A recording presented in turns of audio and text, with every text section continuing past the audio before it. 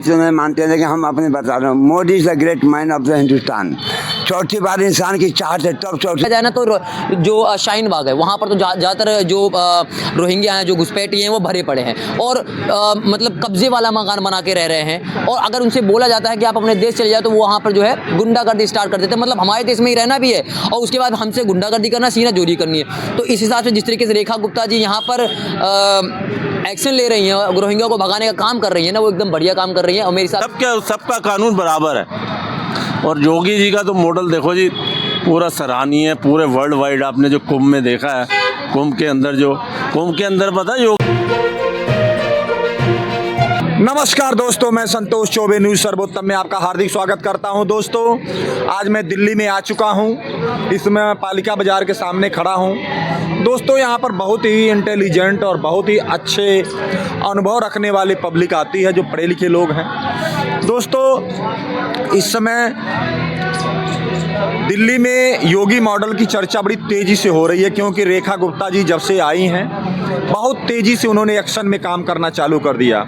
दोस्तों, यहाँ पर लोगों से बातचीत करके मैं आपको दिखाता हूँ कि लोगों की इस पर क्या राय है। सर, आपका गुड नेम? दीपक शर्मा साहब, ये बताएं कि दिल्ली के अंदर योगी मॉडल की बहुत ज़्यादा चर्चा हो रही है।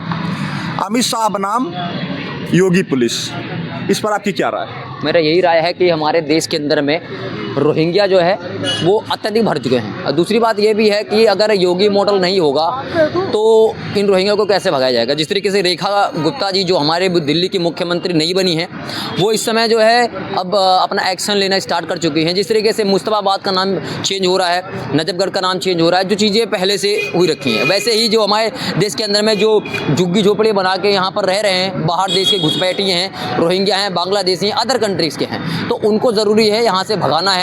उसके लिए एक बहुत बड़ा कानून बनना चाहिए। जिस तरीके से काम कर रही हैं रेखा गुप्ता जी, अब जो है उनके घर पे बुलडोजर चलवाना शुरू कर चुकी हैं। ये बिल्कुल सही काम है। और योगी जी महाराज जिस तरीके से यूपी के अंदर में भी इस चीज़ को, कानून को भी लागू कर रहे हैं, वहाँ पर भी जो भी घुसपैठी होंगे उनको भगाया जाएगा। दिल्ली में बेसिकली अगर देखा जाए ना तो जो शाहीन बाग है वहाँ पर तो ज़्यादातर जो रोहिंग्या हैं, जो घुसपैठी हैं, वो भरे पड़े हैं और मतलब कब्जे वाला मकान बना के रह रहे हैं। और अगर उनसे बोला जाता है कि आप अपने देश चले जाओ तो वो वहाँ पर जो है गुंडागर्दी स्टार्ट कर देते हैं। मतलब हमारे देश में ही रहना भी है और उसके बाद हमसे गुंडागर्दी करना, सीना चोरी करनी है। तो इस हिसाब से जिस तरीके से रेखा गुप्ता जी यहाँ पर एक्शन ले रही हैं, रोहिंग्या को भगाने का काम कर रही है ना, वो एकदम बढ़िया काम कर रही है। और मेरे हिसाब से इनको जल्दी कर देना चाहिए।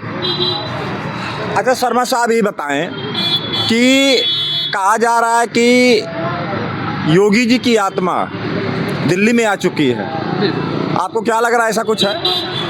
बिल्कुल, योगी जी की आत्मा बिल्कुल दिल्ली में आ चुकी है। और मैं तो चाहता हूं कि दिल्ली का जो आने वाले समय में, इन फ्यूचर में, मुख्यमंत्री की जगह प्रधानमंत्री बनाया जाए योगी आदित्यनाथ जी, क्योंकि उन्होंने जिस हिसाब से उत्तर प्रदेश में काम किया है, जिस तरीके से गुंडागर्दी खत्म किया, माफिया को खत्म किया है, और जो वहाँ पे लोगों को परेशान करते थे, बलात्कार होती थी, जिस हिसाब से योगी महाराज ने खत्म किया, उसी तरीके से दिल्ली में भी आना चाहिए। और हाँ, योगी जी को देखकर ही ये रेखा गुप्ता जी इस तरीके से जो निर्णय ले रही हैं, जो इलाकों के नाम बदल रही हैं और जो रोहिंग्या पे एक्शन लिया जा रहा है, वो बिल्कुल सही काम कर रहे हैं, क्योंकि ज़रूरत है। क्योंकि पहले की जो सरकारें होती थी वो क्या करती थी, उन्हें कोई मतलब नहीं, उनको सिर्फ उसे क्या मतलब है, पैसे से मतलब है, घोटाले से मतलब है, काम हो या ना हो। क्योंकि हमने 10 साल तक देख लिया इनको, अरविंद केजरीवाल खुद कहते थे कि भैया हम तो वक्फ बोर्ड के समर्थन में हैं, जबकि वक्फ बोर्ड एक ऐसा कानून है जो कि किसी के भी प्रॉपर्टी को जो है जब्त कर सकता है, ये बोल के कि भैया हमारा ये है वक्फ बोर्ड का है। वक्फ बोर्ड कौन था?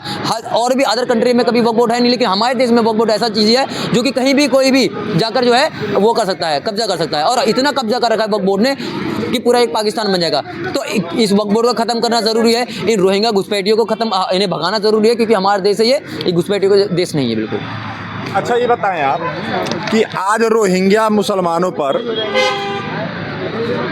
कार्रवाई हुई है, पुलिस ने कार्रवाई किया। जी न्यूज़ वाले आज दिखा रहे थे, मैं तो नहीं जा पाया, लेकिन देखने में आया कि वो लोग लड़ाई झगड़ा मतलब हाथापाई पर पुलिस से उलझ पड़े हैं। इस पर आपकी क्या राय, क्या ये ठीक है?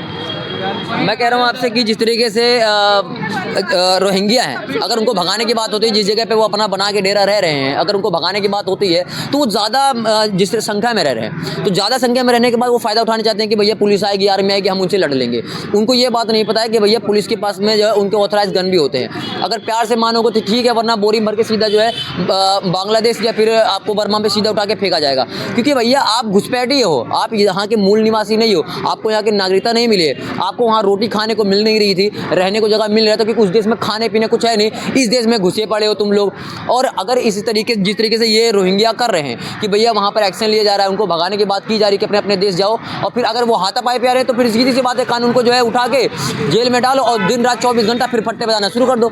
यही है ऑप्शन, और ऐसे ही भगाया भी जाएगा इन लोगों को, क्योंकि ये लोग जो है घुसपैठी हैं। और कहीं ना कहीं मैं ये चीज़ मानता हूँ कि जो पहले पिछली सरकार है उसका इस चीज़ में बहुत बड़ा हाथ भी है कि भैया जो रोहिंग्या अगर आ रहे हैं तो आ कहाँ से रहे हैं। क्योंकि बाहर देखा जा रहा है, अगर पश्चिम बंगाल में देखें तो ममता बनर्जी का जो है वहाँ पर जो है पूरा का पूरा शासन है, वहाँ मुख्यमंत्री वहाँ की है, और सीआई से वहाँ पे जब खड़ी होती है बॉर्डर पे, अगर वहाँ पे कोई रोहिंग्या पकड़ा जाता है तो उठा के रोहिंग्या को जो है अगर पुलिस थाने में जाता है तो पुलिस थाने से उठा के क्या किया जाता है, सीधा उनको देश के अंदर भेज देता है, क्योंकि वही वोट बैंक जो है बनता है। और बहुत सारी पार्टियाँ जो वोट बैंक जो है रोहिंग्या को और इन लोगों को बना रखा है। क्योंकि हमने देखा दिल्ली के अंदर में अमातुल्ला खान है, और उन्होंने जो है काफ़ी 300-400 रोहिंग्या को जो यहाँ पर वो दे रखा था, पनाह दे रखा था उनकी वजह से, ताकि उनको वोट मिल सके। तो ये चीज़ें कहीं ना कहीं खुल रही है कि इसके अंदर में सियासत भी हो रहा है और राजनीति भी हो रहा है, और रोहिंग्या को घुसपैठिया को यहाँ पर समर्थन देने का काम भी करा जाता है। लेकिन अब रेखा गुप्ता ऐसा नहीं होने देंगी। अच्छा साहब, ये बताएं कि जैसे दिल्ली मॉडल की योगी मॉडल की जो बात दिल्ली में हो रही है, क्या आपको लग रहा है कि अगर योगी जी की आत्मा दिल्ली में आके प्रवेश कर गई है तो क्या आपको लगता है कि यहाँ कोई क्रांतिकारी परिवर्तन नज़र आ रहा है आपको? बिल्कुल होगा, क्योंकि भैया देखिए राजनीति में जिस तरीके से लोग आ रहे हैं, पहले की सरकारें क्या करती, राजनीति करती थी, घोटाला करती थी, इसके अलावा कोई काम नहीं। देखिए अब की जो सरकार जैसे बीजेपी सरकार हो गई, तो वो अब क्या कर रही है, अब जो है लोगों को विकास कर रही है। देश के अंदर क्या गतिविधि हो रही है, कौन घुसपैठिया बना रहा है, कौन घोटाला कर रहा है, कहाँ विकास हो रहा है, कहाँ विकास नहीं हो रहा, कहाँ लोगों को मदद चाहिए, इन सब चीज़ों पर ध्यान दे रही है। तो अगर इन सब चीज़ों पर ध्यान दे रही है तो जाहिर सी बात है, जिस तरीके उत्तर प्रदेश में विकास हो रहा है, जिस तरीके से वहाँ पे रोडों पे काम चल रहा है, पब्लिक को घर मिल रहे हैं, मकान मिल रहा है, शौचालय में, उसी हिसाब से दिल्ली में भी काम होगा। जहाँ पर भी जैसे रैन बेसारे में लोग रह रहे हैं, उनके पास घर नहीं है, परेशानी हो रही है। कुछ लोग जो है, बहुत सारे मुस्लिम इलाके हैं जहाँ पे लोगों को, हिंदुओं को प्रॉब्लम हो रही है, ज़बरदस्ती मस्जिद बनाई जा रही है, मंदिर तोड़े, तो इन सब चीज़ों पर एक्शन लेने की ज़रूरत है।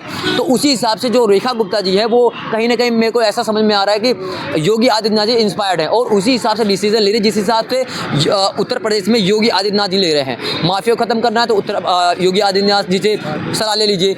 उसी तरीके से दिल्ली में भी होगा। आने वाले टाइम में इस पूरे दिल्ली के अंदर घुसपैठिए खत्म होंगे, हर किसी के ऊपर बुलडोजर चलेगा, जो भी गलत काम करेगा, बलात्कार कम होंगे और चोरी डकैती कम होगी, और विकास लगभग तगड़ा होने वाला है। जिस तरीके से जितना भी घोटाला हुआ है आम आदमी पार्टी के तहत में, वो सारे जो है खत्म किए जाएंगे। तो क्या आपको लग रहा है कि दिल्ली का जो हालात हैं, दिल्ली का जो समस्याएं हैं, रेखा जी गुप्ता जी खत्म करने में कामयाब हो जाएंगी? बिल्कुल ख़त्म करेंगे, क्योंकि देखा जा रहा है दिल्ली के अंदर में, अब हमने देखा है कि 10 साल के अंदर में जिस तरीके से बीच में भी हमने देखा था कि शराब घोटाले हुए और वो बनाए गए, मोहल्ला क्लिनिक बनाए जिसमें डॉक्टर नहीं बैठते थे, रोडों की हालत हमने देख ली है, अस्पतालों की हालत हमने देख ली है, रैन बसेरे में रह रहे लोग उनकी हालत देख ली है। तो कहीं ना कहीं ये देखा जा रहा है कि फ्री का लालच भी दिया गया था कि भैया बस फ्री है और बिजली फ्री है, पानी फ्री है, लेकिन उसका लाभ कहीं ना कहीं लोगों को पूरी तरीके से नहीं मिल पा रहा था। तो जो चीज़ें नहीं मिल पा रही थी, अब लोगों को उस हिसाब से मिलेगा, क्योंकि रेखा गुप्ता जी जो हैं बीजेपी के एक मुख्यमंत्री बीजेपी की तरफ से बनी है, तो जाहिर सी बात है बीजेपी वालों को जो रणनीति होती है, जो पब्लिक को विकास पहुंचाना होता है, वो बहुत प्रॉपर अच्छा काम करती हैं।